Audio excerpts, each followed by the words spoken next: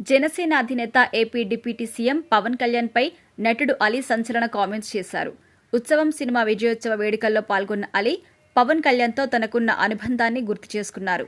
పవన్ కళ్యాణ్తో మీ అనుబంధం ఎప్పుడు ఎలా ఉందని మీడియా ప్రతినిధి అడిగిన ప్రశ్నకు అలీ సమాధానమిస్తూ మా అనుబంధం 3 పువ్వులు 6 కాయలుగా ఉందని నవ్వులు పూయించారు అలీ.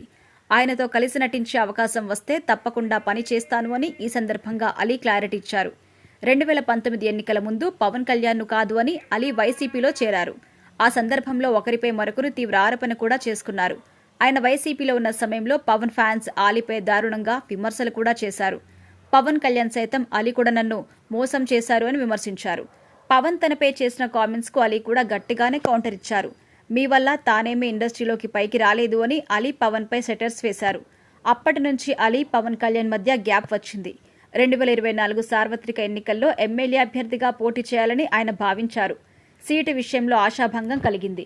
దీనికి తోడు ఎన్నికల్లో పార్టీ ఘోర ఓటమి చెందడంతో ఇక రాజకీయాల నుంచి వైదొలగాలని ఆయన నిర్ణయించుకున్నారు.